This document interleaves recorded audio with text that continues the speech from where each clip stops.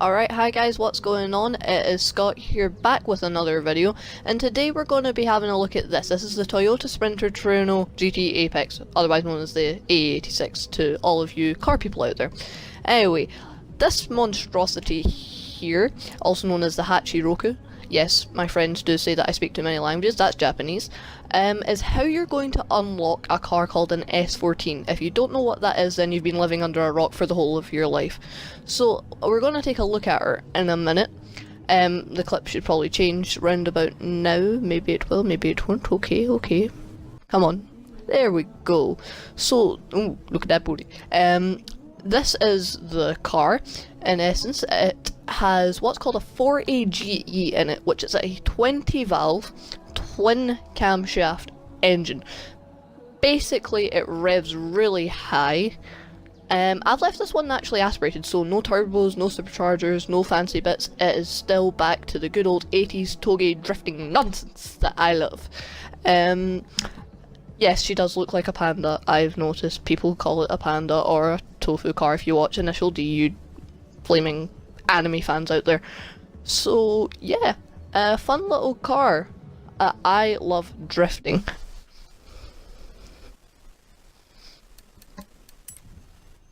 Alright, I'm going to go into drone mode. Now we're in a little section here, and I can't remember where it is. It's the hairpin one. You should, if you have Forza, you'll know which one it is.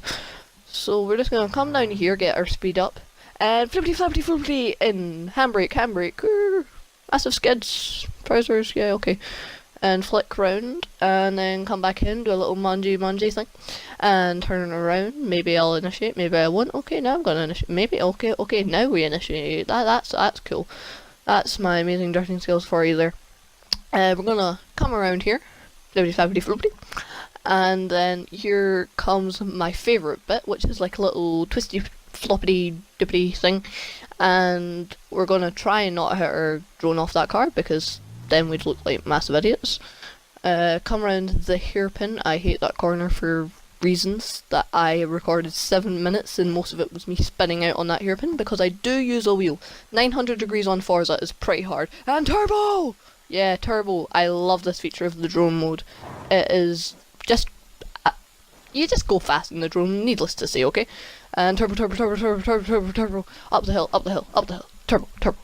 And just go off the road and crash into something like a complete and utter knob. Anyway, we are coming back up, and soon you will see the footage of me drifting this little toge crushing monster beast thing. Ain't she so pretty? That is a damn fine car. Anyway, we should just take a point to admire this beautiful little car. Will the clip ever change to me drifting? Who knows?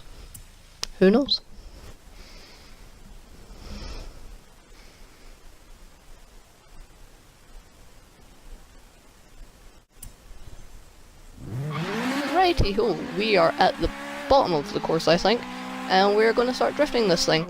So if you don't know, this is a Toyota AE86. Now this, as far as I know, well, it's A5, which everyone calls an A86 anyway, but that besides that.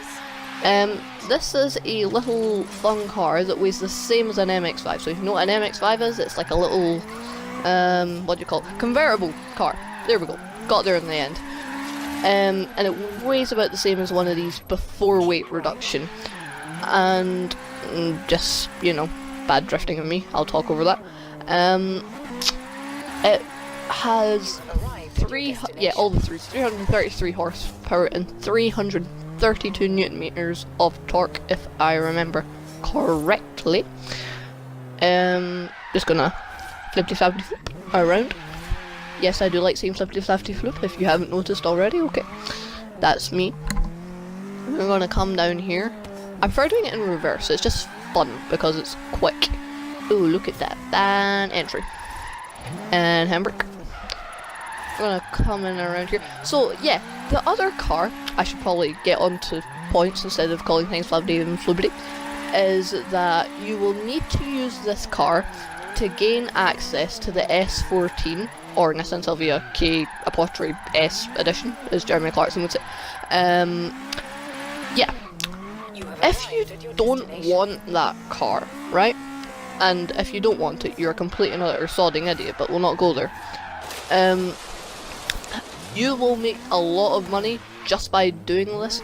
Basically, what you've got to do is get, I think, 35,000 drift points, and even with me spinning out and looking like a twat, I can still get on 3 drift zones. So it's pretty simple. Ooh, hairpin. Nice, nice, nice, nice, nice, nice, nice, nom nom nom nom. Okay. And then totally cock it up at the end. Don't mind that. And that's pretty much it. Okay, I'm going to talk about Nissan engines now, because why not? Really. That was probably Faris driving that car. You know what, Faris? Thank you. And make me look like an idiot, of course. Faris does this in real life anyway, like it's nothing new. Clutch kick there, and hit another car, because I do enjoy hitting cars. If you... Faris and Callum get that, okay? Yeah. So we is gonna turn back around, stick it back into first and go. Where what? Nissan engine goes. I get sidetracked easily, okay? If you are unaware of what an S14 is, it means that it's part of the S chassis family. There are a lot of S chassis. Most people think it starts at 13. It doesn't. It started way further back. Some people think it starts at 12, which is called the Tignes. Doesn't start at that. Starts way back. And I just spin out and go into the trees and look like a complete and utter idiot. Nice. Anyway, yeah, feel. That's what I thought. They came in different variants from where you live. So if you lived in Japan, they were called 180SXs. If you lived in America, they were called 240SXs. And if you lived in Europe, like me, well, not for long, they are called 200SXs. And basically, they have different engines in them. All 3. I know, crazy. Why would you do that, Nissan? 240s from America have KA24s. K and A, who knows why. 24 stands for 2.4 litre engine, and spin out, obviously. 2.4 litre engine. It is not the most desirable out of the 3 engines. It's a bit slower, it's a bit heavier, it's a bit bulkier, but all the Americans, well, not all the Americans, a lot of the Americans use that engine. The second one, Europe get the SR20, best engine out of the lot of them, not just because I'm European, everyone uses them. They're just really fun little engines. I'm not even gonna explain them. They're 2 litres, whatever. And Japan get the C18D. Why, hello guys, I am back, and I didn't record enough in the last video, so now I'm adding this video onto the end of that video to give you guys some more content. So earlier we were talking about CA18 engines.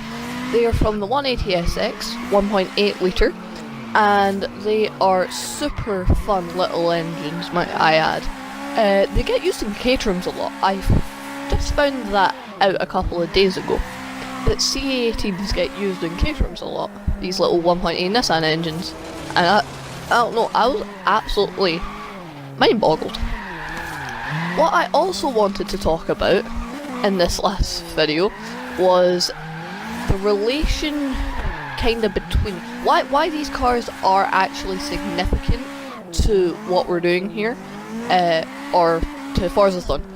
So the relation basically goes as, this is an A86. These were very, very, very popular vehicles for drifting. They're kind of, some people call them founders actually of drifting. They and Togi. They were made popular by an anime series called Initial D. I don't know very much about Initial D. I watched the movie with English subs. It's cool, I guess. Now, the S14, let's talk about that. The S14 has... let me think. The S14, everyone in kind of like the Forza community, who is a drifter, such as moi and other peeps, have been begging for this car to come back to Forza since Forza Motorsport 4. So if I count this on my hand, it hasn't been a game since Forza Motorsport 4. So you've had to wait through Forza Horizon 1, Forza Motorsport 5, Forza Horizon 2, Forza Motorsport 6, and now in the 5th game, so you've had to wait 4 games, plus you needed to wait until Forza then started. The S14 is back. Now, I'm quite excited to see what kind of upgrades are gonna get put on this car, because I don't know if it's gonna have cool wide bodies like a lot of the other JDM cars do in this game, or if it's just gonna have what it had in Forza 4. Maybe it'll have less than what it had in Forza 4, because Forza 4 had more body parts than the last few games. I'm not really sure how it compares to Forza Horizon 3, but we will find out about that soon, because Forzathon is tonight? Tomorrow? I'm not sure. It's soon anyway, okay? Once S14 does come out, I will have 1 day, and then I won't even really have 1 day.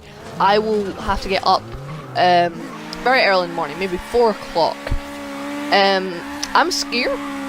I ski with a club where I am in Scotland. If you haven't already worked out from my accent, I am Scottish.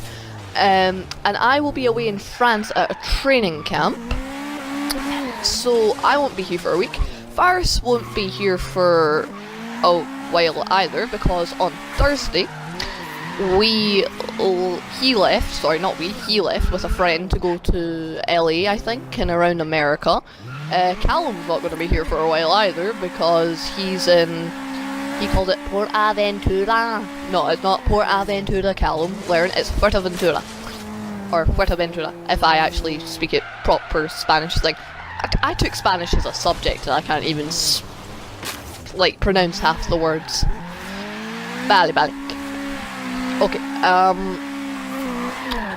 don't really know what else I could really talk about in this video, apart from how upload is a pain in the backside to use, right?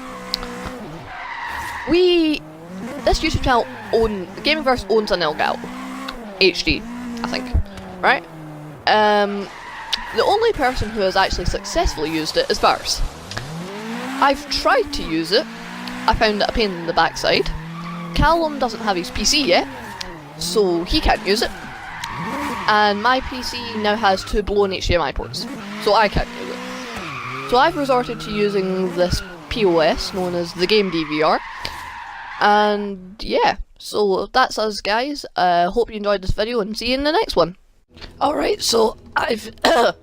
damn cold. Anyway, I've decided to stick to the build at the end of this video this time, just because some people can't be bothered with it. So yeah, 333 horsepower on the stock engine, naturally aspirated as well. Rear wheel drive obviously, because you don't all wheel drive drift cars can block. Anyway, back to my ranting. Yeah, I have a full Oregon Lab kit, apart from the bonnet or hood if you're American, on this car, because I don't like it. I used to like it, and I don't. Sometimes you go off things, sometimes you go on them. Yeah, stock tyres, as I always run. 235s in the front, and 255s in the back, because it's got a bit of power to it. The wheels are kind of like Rotiform 3-piece things. Rotiform USFs. You find them in the last one that you can pick to the right thing. Can't remember what they're called. Specialized, I think? Yeah, Specialized. Also, the size is 14 inch. Go any bigger and I think it just looks stupid. I've decided to fully upgrade the drivetrain. So, full clutch, full transmission, full prop shaft, drive shaft, whatever they call it, and differential so I can lock it. Brakes on this car because you need them. Everything here is being upgraded fully, apart from the roll cage. It's on a sport one because I don't like not being able to see out the front. all of this, the reason I'm going through all of this is that every single part of this engine has been upgraded to give the magic number of 3, 3, and 3. Trois, trois, and trois. Tres, tres, and tres. Die, die, and die. Anyway guys, we are going to start tuning the car now, after my rant about all the different 3s in every language I could think of. Tire pressure I never muck about with. Gearing, don't bother mucking around with that. I don't think I mucked around with it. Camber, my usual heaps of camber, because that's just the way I like to drift, okay? Please don't hurt me, just because I like camber. But I've stiffened absolutely everything and slammed the thing on its balls, because that's the way, I like it. Stiffened everything, because it is on rally suspension, to get all that extra steering, angly, locky stuff thingy-majiggy. And the diff is locked, 100%, 100%, because if you don't have it on 100%, you don't have it on the last one, 100%, then both of your wheels are going to be spinning at different times, and you will look like a sodding idiot. Like,